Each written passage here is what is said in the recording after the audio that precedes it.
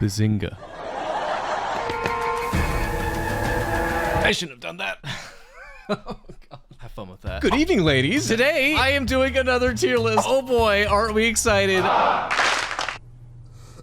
Hey, do you watch Attack on Titan? Because boy howdy do they have 3 villains apparently. Annie Lionheart. I don't really know where to put Annie because most of the characters in Attack on Titan aren't necessarily villains or heroes for that matter. She has some qualities that make her seem evil-ish. She kills a lot of people. She does that. Let's go B. Let's put you right there. Reiner Braun is a weird one to put on a villain tier list because he's a bad guy. But this does not mean you're a bad guy. This is stupid. This is already going great, isn't it? Reiner Braun, in terms of like character complexity, very cool villain. But that's the thing, it just doesn't fit calling him that. Nonetheless, he has a lot of stuff going on for him. I talked about him in my Attack on Titan video as one of the most important characters to that series to explain how the cycle of vengeance affects people and the fact that he was born into it and his whole purpose feels like that because otherwise he felt like he wouldn't be accepted into his family. There's a complexity there. I like him a lot and he's a good character. Overall, I'm gonna put him in A for now. Zeke Yeager kind of falls into the same thing, but honestly kind of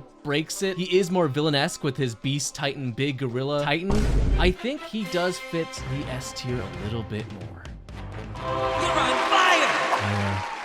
I got some admissions to make here. I have not seen JoJo, have not seen Bleach, haven't seen Demon Slayer. I don't even know what FT is, bro. So we're gonna go right to Hunter x Hunter. Hisoka is, I think, a very fun villain. He is the clown guy that is part of the evil spiders, and for some reason is the reoccurring villain who is like the constant measuring stick that Gon has to measure up to, and it's very bizarre. But I like Hisoka a lot. He is, by all means, very intimidating and very threatening. He radiates an aura that is not child-friendly in many ways. Episode 30, where am I at? That spirit.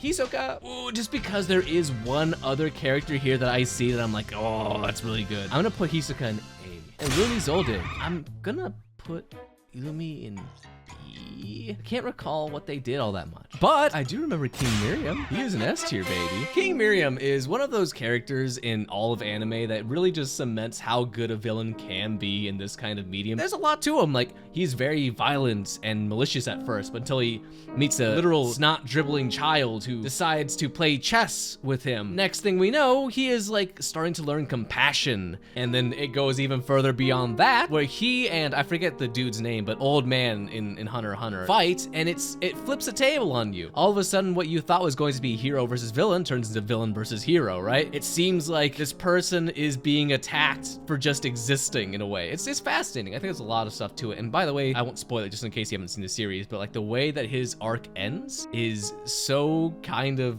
beautiful. I really can't put into words how much I love that ending, and it really is one of the best anime endings to any arc ever. S tier, easy. Neferpitou, I think if King Miriam didn't exist, would have been an S, because it's kind of the same story in a way. Neferpitou, I'm gonna put an A, just because like there is a lot to that character, but again, just no King Miriam. Jujutsu Kaisen, we got Ryomen Sukuna. Okay, I don't know if it's cheating. I'm gonna go into the manga side of the things because that's where we're the most up to date. I won't go too far into it because spoilers, but I'll just say that in the current state of where things are in the manga, it is very good. It is very exciting to see exactly what it is that he's going to do next and how he's going to do it, because he's very unpredictable and he's always got something up his sleeve.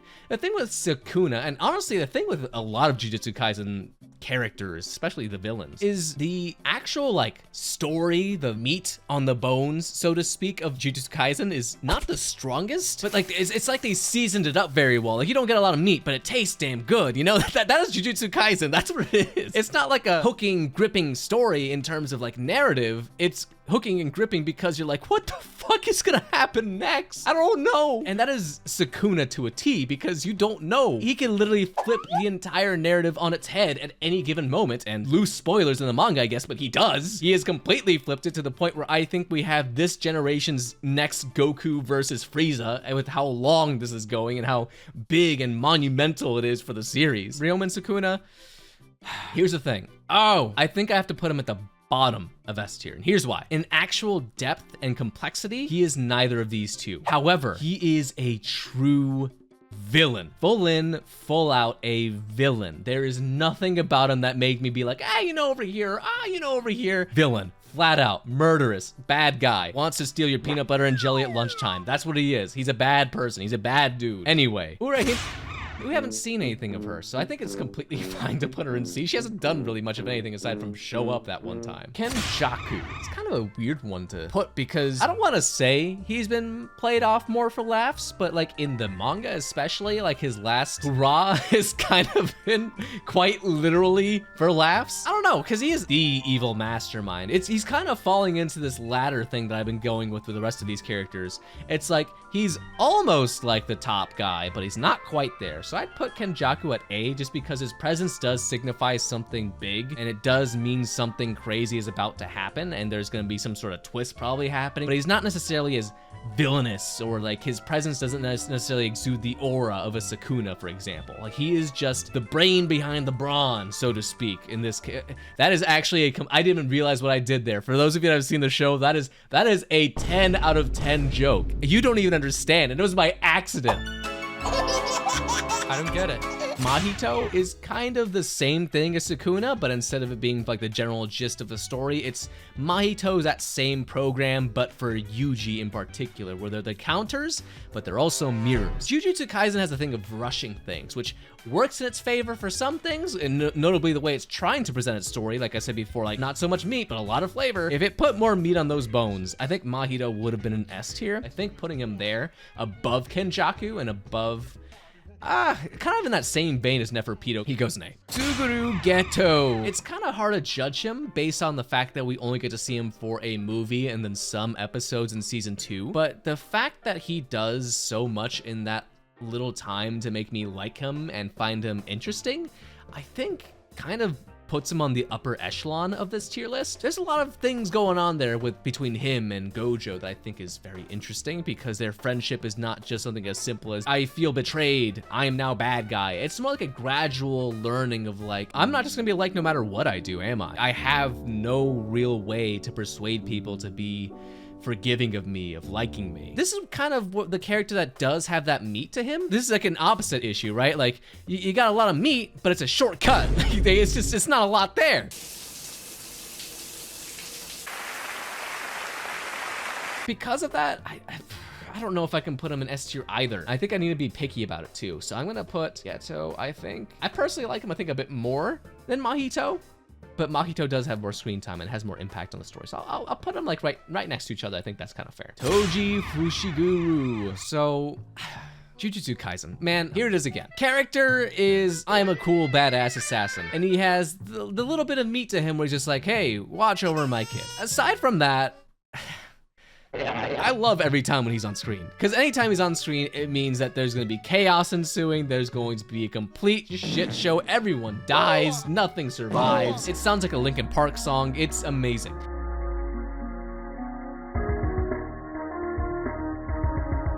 I don't know, either low A or high B for me. I'll put him high B just because we have a lot of people in A, but no, in my heart, he's an A. Hajime Kashimo hasn't done much and also belongs there because there's just not a lot going on. Jogo is yet another character who has done not a ton, and his time is done.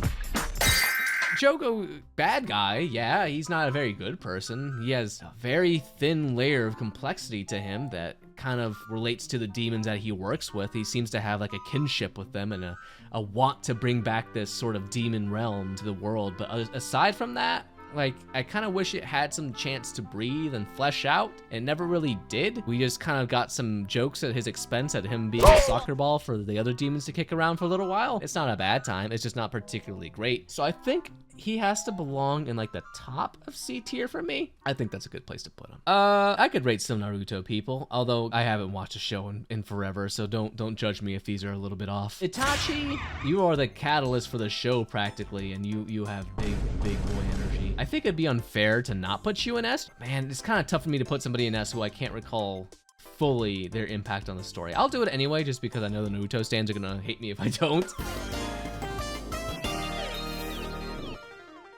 I'll put you in A, I think B? Right there. I almost want to put them higher just because it will piss people off that had the animation problem with them.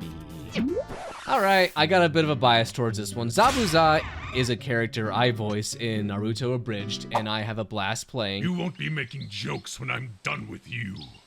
Why? 'Cause you'll be dead. Why? Because I'm going to kill you.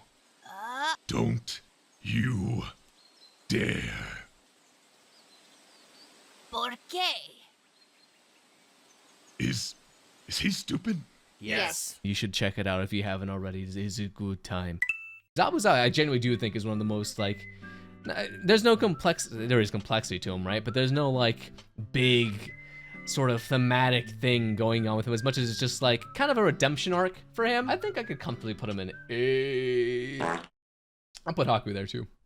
Oh, what is this? Fullmetal Alchemist Brotherhood? Haven't seen it. Oh, I'm sorry. Okay, who did this? Who put Griffin in here, bro? I said Griffin. Brian Griffin. Brian Griffith. Somebody photoshopped that. Thank you.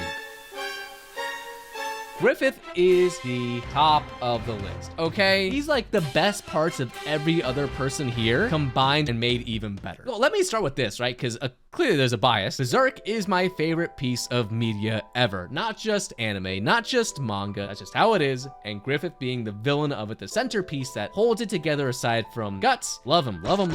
Especially as the narrative progresses and it gets even more confusing with the lines of morality and Falconia and all this stuff makes him so compelling. Let us not forget the Eclipse. Let us not forget that. Bad guy, bad villain, also good guy.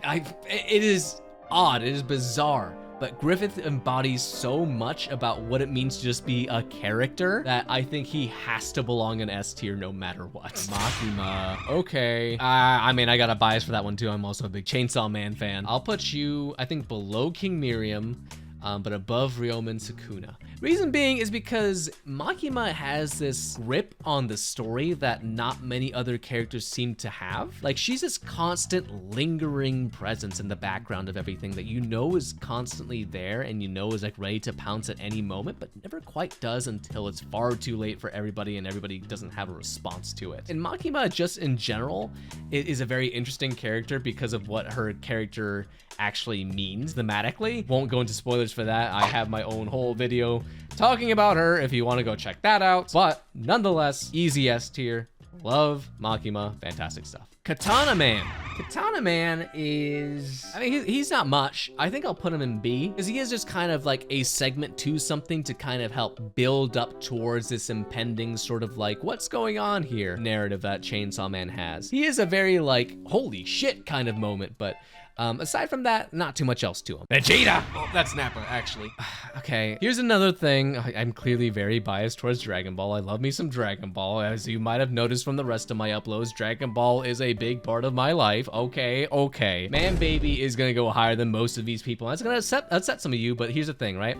Nappa is the first villain that we see that just manslaughters everybody and makes it seem like there is this dark cloud hanging over our characters that can't do anything against this very stupid looking man. It's the first time I ever felt growing up like this is it. There's no hope. Goku, get here now. Nappa can go to A tier. Towards the bottom, like around here-ish, he does have a presence, exuding a long penis energy about him that just belongs in A tier. And, of course, Prince Vegeta. Do we even need to say anything? He belongs in S tier, and he belongs higher than... let's put him there. Vegeta is the villain that made Dragon Ball Z as interesting as it is because his character is what carries the rest of the story. His character in general is my favorite character in Dragon Ball. There's a lot about him that I love. There's no need to explain Vegeta. You know Vegeta. You know Vegeta. You know Vegeta. Ah, monkeys! Hello, monkeys. With Lord Frieza. Villain-wise, he has to go higher than Vegeta, and he's an S tier. Don't even at me. Frieza is the quintessential version of what a Dragon Ball Z villain is, and was the prototype to any sort of anime villain to follow, because that is how you wrote a villain in anime. You know Frieza. You know Frieza. Oh, buddy boy, we're getting into My Hero Academia. Funny enough, I think it stops the list right at the point where I stopped watching. I don't know. All for One. I don't know if he gets any more complex than he does. I don't know if he's dead. Season 3 or 4 is the last season I stopped watching. At that point, they had the big kind of endgame moment where All Might beats All for One just barely after All for One almost kills everybody. And it's like, oh boy, that sure was a nothing burger. All for One can go in. Honestly, looking at the rest of these guys, C tier. I'm gonna piss off some My Hero Academia fans today. Dobby? Has Dobby done anything? Goodbye, sir.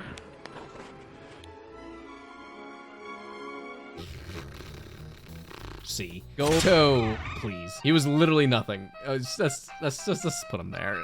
Overhaul is the one character that I actually kind of liked. Cause okay, I don't know where people fall on him, but it seems like nobody talks about him. And I think his arc actually is quite interesting in the simple fact that he seems to be this kind of like very cocky, confident guy on the surface level, but once you actually start reading into him more, he's almost like on the verge of shitting his diaper at the thought of like losing this power that he has or being overpowered. I think he's considered like a B rank villain or something. I don't know. Overhaul has a lot of intrigue to him, not to mention his power, which kind of like helps build to his mystique. You don't really know how far it can go, and it makes things very interesting. I personally think Overhaul is like the best villain that My Hero has had.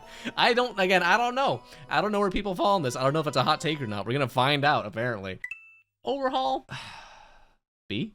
Hero Killer Stain. You can comfortably go into C, I think, but like higher. Because Hero Killer Stain has one moment that I'm like, oh, that was neat, I suppose, where he's like being beaten up by these high schoolers, and then he does get beat up, and then he comes back for like a split second, and I think he spills over and becomes a stain on the floor. He dies. So that's neat. Hero Killer Stain, C tier. I didn't realize you had a name. Hand Face Guy. That's literally all I ever called him was Hand Face Guy. Hand Face Guy seems to be like the one that My Hero fans comfortably grab onto, no pun intended. And I don't get why. He kind of got like that sinister, like finger plotting villain vibe to me. And he never paid it off, at least in the time I was watching. I don't know if he has now. I'm sure he has, especially since I think the manga ended today as I'm recording, if I recall well. I might read it. I don't know. My Hero just lost my interest, unfortunately. But C, you can belong right there. I don't know the rest of you, so that's all I got for you guys today. I hope you enjoyed in this holy poopus 27-minute long recording. I apologize, Reno. I hope you're having a great day, and I want you to know you're doing a great job. Thank you. I went missing for like a month because I was on vacation.